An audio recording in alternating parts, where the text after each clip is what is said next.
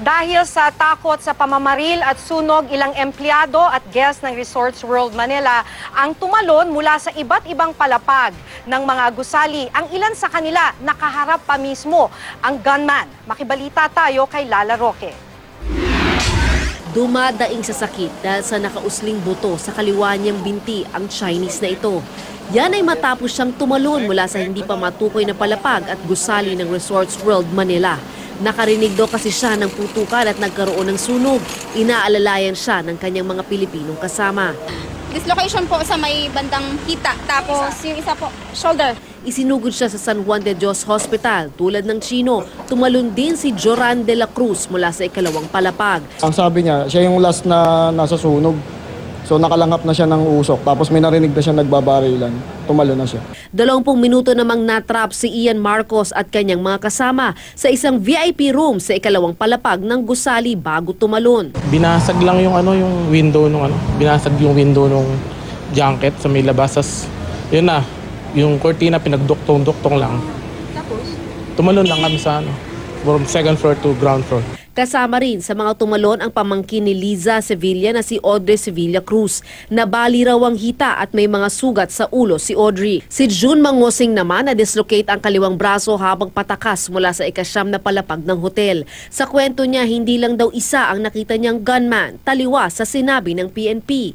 Mayroon po ako nakitang dalawa. Naka pure black and then naka-cover. Lumabas, nakipagputukan. Sa second floor? Hindi, sa ground floor na. Sa ground? Sino pinapagputukan doon? Pulis. Naglalaro naman ng kasino si Marieta Cancino at kanyang mga kasama sa ikalawang palapag nang biglang pumasok ang ilang sumisigaw na tao. After 15 minutes, paputok lang siya ng paputok. After 30 minutes, andyan na yung tear gas.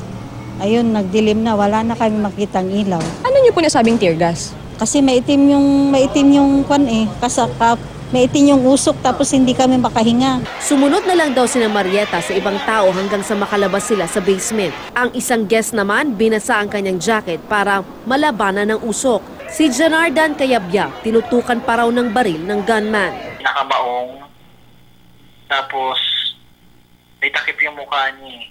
Hindi ko alam kung bonnet ba o tela na itim.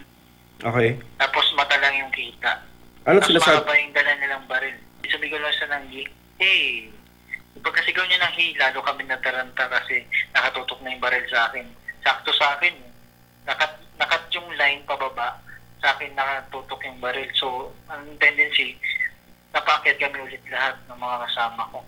May mga pamilya namang nangangamba sa kaligtasan ng kanilang mga mahal sa buhay tulad ni Lorna Villesa. Naka-duty raw ang kanyang anak na si Sheila sa Resorts World Manila. Patuloy pa rin ang investigasyon sa insidente sa Resorts World Manila. Dumating din ang bomb squad sa lugar para tumulong sa pag-iimbestiga. Lala Roque, GMA News.